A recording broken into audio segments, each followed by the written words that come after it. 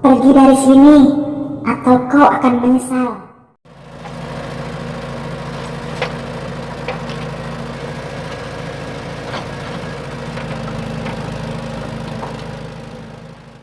Suara alat berat menggema di lokasi proyek perumahan mewah di pinggiran kota. Lokasi itu dulunya adalah tanah kosong yang dikenal warga sebagai tempat angker. Ada cerita lama yang beredar tentang seorang penunggu di tanah itu. Namun pengembang proyek mengabaikannya demi ambisi besar. Lanjutkan pekerjaan kalian, target kita selesai 6 bulan. Tidak ada waktu untuk cerita-cerita mistis, ujar Pak Anton kepada Mandor. Ya Pak, tapi kemarin malam salah satu pekerja bilang dia melihat sosok perempuan di area penggalian. Hah, halusinasi saja itu. Suruh mereka fokus bekerja. Saya tidak mau dengar omongan seperti itu lagi. Namun sejak penggalian dimulai, hal-hal aneh mulai terjadi. Pekerja sering mendengar suara tangisan di malam hari. Salah satu pekerja bernama Budi bahkan mengaku melihat bayangan putih berdiri di pinggir lubang galian. Pak Heri, saya yakin tadi malam ada yang berdiri di dekat alat berat itu. Dia cuma diam, tapi rasanya seperti menatap langsung ke saya, ujar Pak Budi. Sudahlah Bud, jangan terlalu dipikirkan. Mungkin cuma bayangan pohon, timpal Pak Heri. Beberapa pekerja lokal yang lebih tua mulai bercerita tentang sejarah kelam tanah itu. Dahulu kala, tanah tersebut adalah tempat tinggal keluarga bangsawan pada masa penjajahan. Ketika terjadi perlawanan, keluarga itu dituduh membantu pihak pemberontak. Mereka dieksekusi di depan rumah besar mereka dan mayat mereka dibiarkan begitu saja di tanah tersebut. Sejak saat itu, warga percaya tanah tersebut menjadi angker. Dulu ada seorang perempuan di keluarga itu yang dikatakan memiliki ilmu gaib. Dia mengutuk siapa saja yang mencoba mengusik tanah ini tanpa restu. Kita tidak boleh sembarangan, Pak, kata Pak Ujang, pekerja senior. Omong kosong, semua ini hanya cerita rakyat. Proyek ini akan tetap jalan, ujar Pak Anton ambisius. Namun para pekerja mulai merasa semakin tidak nyaman. Beberapa di antaranya bahkan meminta berhenti kerja setelah mendengar cerita itu.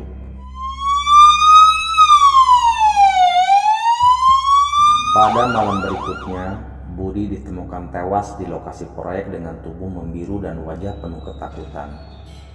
Polisi yang datang tidak menemukan tanda-tanda kekerasan, tapi ekspresi ketakutan di wajah Budi membuat semua pekerja resah.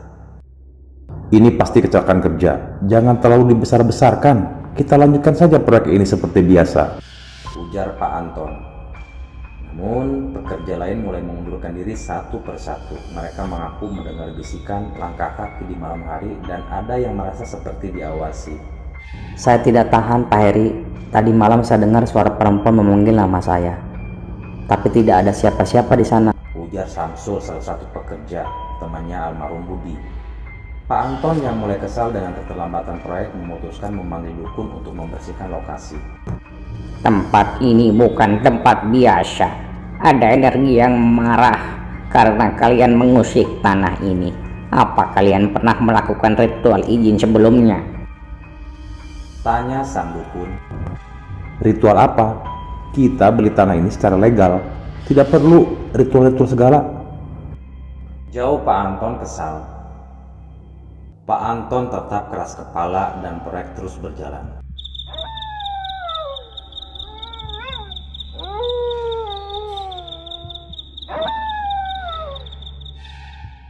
Pada suatu malam, saat Pak Anton sedang memeriksa lokasi proyek seorang diri, dia mendengar suara tangisan perempuan.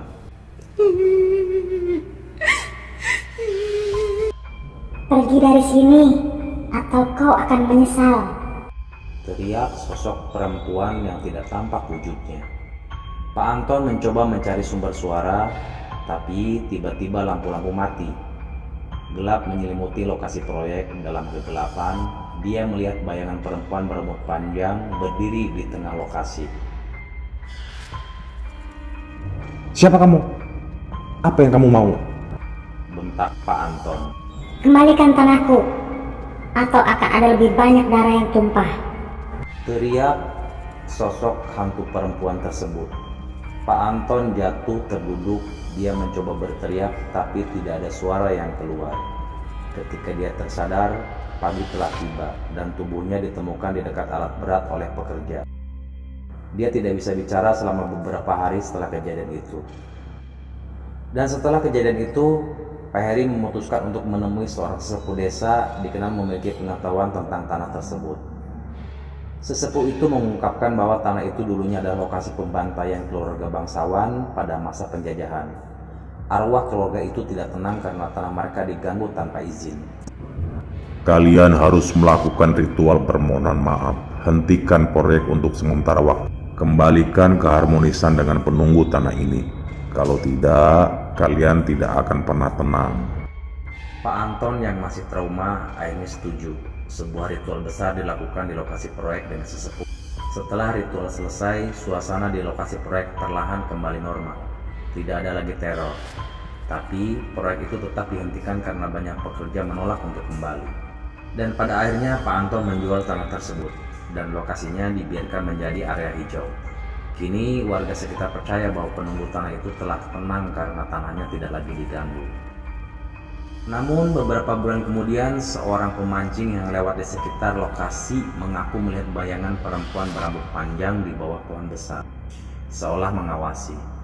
Kisah tanah itu kembali menjadi pembicaraan ketika sebuah keluarga kecil memutuskan untuk mendirikan pondok kecil di tepi lokasi tersebut sebagai tempat peristirahatan di akhir pekan.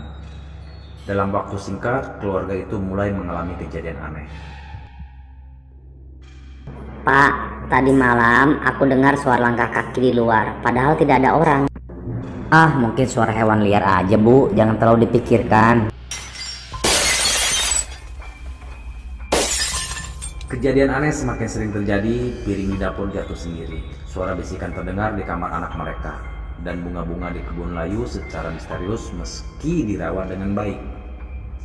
Suatu malam, anak mereka, Lila, tiba-tiba berjalan keluar rumah dalam keadaan tidur sambil menggumamkan sesuatu.